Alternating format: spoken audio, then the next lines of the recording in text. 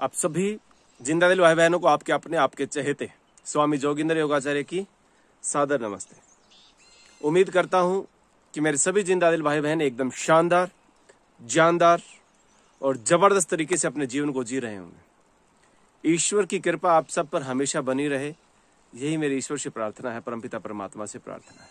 और आप हमेशा जिंदगी को जिंदा दिली के साथ जिएं, ये मेरी आप सबसे कामना भी है। तो प्रिय बंधुओं, अभी 4 दिन के कार्यक्रम से हम हिमाचल प्रदेश के अंदर देवभूमि के अंदर सिरमौर डिस्ट्रिक्ट में राजगढ़, यहाँ पर एक जगह है, वहाँ पर संस्कार विद्या गुरुकुलम एवं संस्कार साधना केंद्र में आए थे। और यहाँ पर हमारे आचार्य श्री विवेक चैतन्य जी और बहन शुभ्रा जी के साथ 4 दिन का समय हमने व्यतीत किया। उनके सानिध्य में बहुत सारी बातें सीखने को मिली। तो प्रिय बंधुओं, आज का जो विषय हमारा है वो है कि बुद्धि को कैसे तेज करें, मेधा बुद्धि कैसे हो। बच्चों का दिमाग पढ़ाई में नहीं लगता है, याद नहीं होता है, मेमोरी पावर कमजोर हो गया है। वृद्ध अवस्था में जैसे जैसे उम्र बढ़ती जाती है तो उस समय भी हमारी मेमोरी कमजोर हो जाती है, याददाश्त कमजोर हो जाती है। तो ऐसा क्या करें जिससे कि हमारी मेमोरी पावर जो है वो शार्प हो, वो तेज हो सके। तो प्रिय बंधुओं, मेमोरी को तेज करने के लिए जो औषधीय प्रयोग हैं उनकी तो हम चर्चा करेंगे, लेकिन साथ में कुछ प्राणायाम का अभ्यास यदि आप करते हैं तो सोने पे सुहागा हो जाएगा। चलिए पहले हम प्राणायाम की बात कर लेते हैं। तो अनुलोम विलोम प्राणायाम का अभ्यास यदि आप करेंगे तो आपकी मेमोरी जो है वो बहुत ज्यादा तेज हो जाएगी।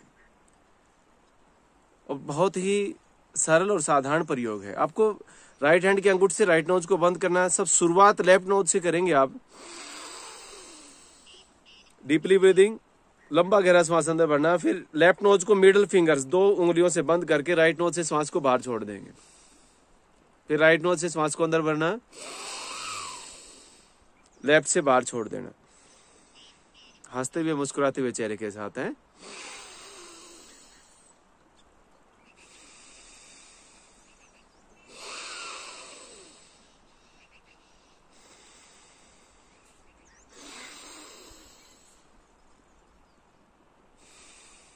बस एक दूसरे के विपरीत श्वासों को लेना और छोड़ना। अनुलोम विलोम प्राणायाम, अगर बच्चे आपके 10-12 वर्ष से कम आयु के हैं तो उनको 5 मिनट तक अभ्यास करवाएं, इससे ज्यादा है तो 15 मिनट तक का अभ्यास करवाएं।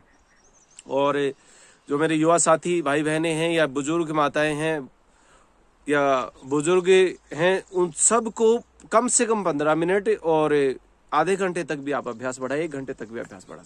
और भी बहुत सारी व्याधियां शरीर में नर्वस सिस्टम से संबंधित है। हमारे शरीर में लगभग 72,72,10,201 नाड़ियां पूरे शरीर में हैं, जिनके अंदर से रक्त का आवागमन की प्रक्रिया चलती है। एक एक नाड़ी का शोधन अनुलोम विलोम प्राणायाम से होता है, इसीलिए इसको नाड़ी शोधन प्राणायाम भी कहा गया। तो प्रिय बंधुओं, अनुलोम विलोम प्राणायाम का अभ्यास करने से समस्त नाड़ियों का शोधन होगा। और अन्य जो बीमारियां हैं उनकी चर्चा हम इस वीडियो में नहीं करेंगे। सिर्फ मेधा बुद्धि की हम बात कर रहे थे, दिमाग कैसे तेज हो उसके विषय में हम बात कर रहे थे। तो अनुलोम विलोम प्राणायाम से आपका ब्रेन जो है वो बहुत ज्यादा शार्प हो जाएगा। आपके ब्रेन की नर्वस सिस्टम को ताकत मिलती है, शक्ति मिलती है, वो कमजोर नहीं रहेंगे। आप जो चीज एक बार पढ़ेंगे, जो चीज एक बार सुनेंगे, जो चीज एक बार देखेंगे, वो आपको ताउम्र के लिए जो है स्मरण हो जाएगी, आपकी बुद्धि के अंदर वो फीड हो जाएगी। तो प्रिय बंधु, अनुलोम विलोम प्राणायाम का अभ्यास जरूर करें। इसके अलावा भ्रामरी और उद्गीत प्राणायाम का अभ्यास भी जरूर करें। भ्रामरी प्राणायाम 3 से 21 बार तक का अभ्यास बनाएं। ज्यादा समय है तो ज्यादा भी आप अभ्यास कर सकते हैं। तो भ्रामरी प्राणायाम में करना क्या है कि पहली उंगली माथे पर लगती है, दूसरी उंगली आंख और नाक के मूल भाग में, आंखें बंद करके, और दोनों उंगलियां गाल पर, और बहुत ही जेंटल प्रेशर के साथ आपको रखनी। बहुत ज्यादा प्रेशर ऐसे नहीं डालना है, दबाव नहीं डालना है। और अंगूठे से कान को बंद करके फिर ओम का नाद करना होता है नाक के अंदर, और भंवरे जैसी आवाज इसमें निकलती, इसलिए इसको भ्रामरी प्राणायाम कहा जाता है। एक बार ध्यान से देखेंगे। श्वास को अंदर भरा,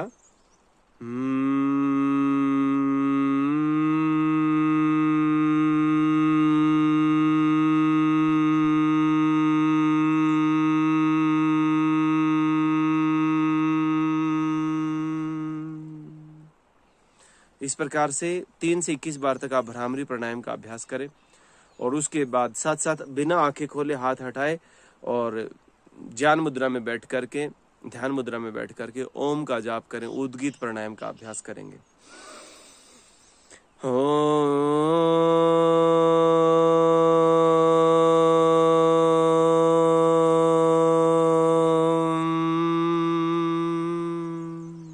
इस प्रकार से 3 से 21 बार तक आप ओम का जाप करें। ज्यादा समय तो आप जितना ज्यादा करेंगे उतना ही ज्यादा आपको आनंद आता जाएगा। तो प्रिय बंधुओं, ओंकार का उच्चारण या भ्रामरी प्राणायाम का अभ्यास जब भी आप करेंगे तो आपका पूरा ब्रेन वाइब्रेट हो जाता है। ऐसे वाइब्रेशन होते हैं, आप महसूस भी करेंगे खुद भी, और जो वाइब्रेशन है वो आपके दिमाग को तेज करती है और सबसे बड़ी बात है मन को शांत करती है। तो इसीलिए भ्रामरी और उद्गीत प्राणायाम का अभ्यास करें, अपनी बुद्धि को मेधा करें, तेज करें, मेमोरी को शार्प करें। अब आते हैं बात जड़ी बूटियों की। तो अब देवभूमि में हम खड़े हैं, इतना सुंदर परिदृश्य आप देख पा रहे हैं। प्रकृति की गोद में हम बैठे हुए हैं। आचार्य श्री विवेक चैतन्य जी और बहन शुभ्रा ने यहाँ पर गुरुकुल बनाया, साधना केंद्र बनाया, और यहाँ पर बैठ करके साधना करने का जो आनंद है वो अलग ही है।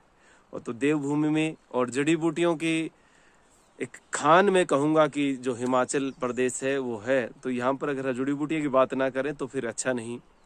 तो प्रिय बंधुओं, जड़ी बूटियों में मेधा बुद्धि को मेधा करने के लिए, मेधा बुद्धि के लिए वच जो है वो बहुत जबरदस्त औषधि है।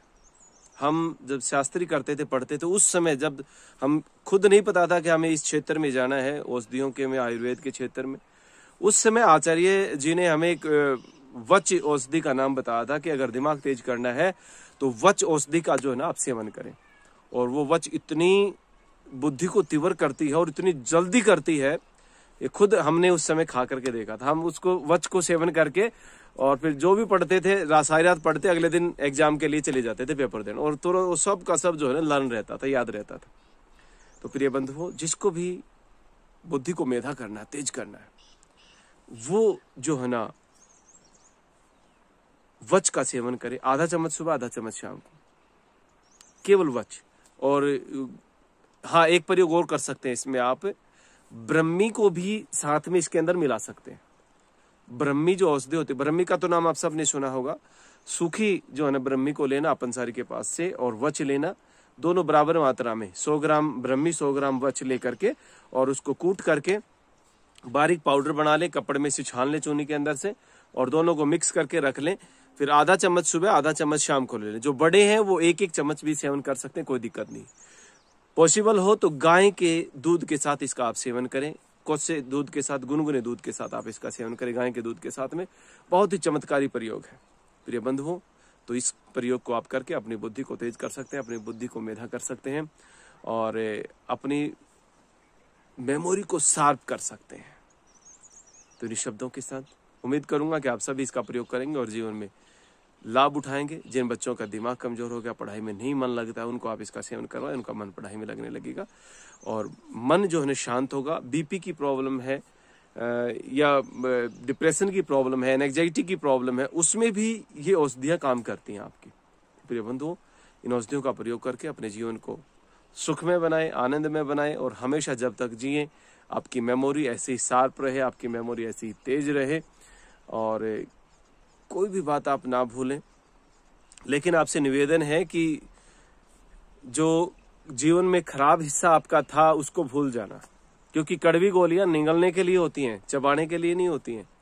तो कड़वी यादों को जरूर भूल जाना, मीठी यादों को पूरा जीवन याद रखना, और एक दूसरे के साथ संबंध भी आपके प्रेम संबंध बने रहें।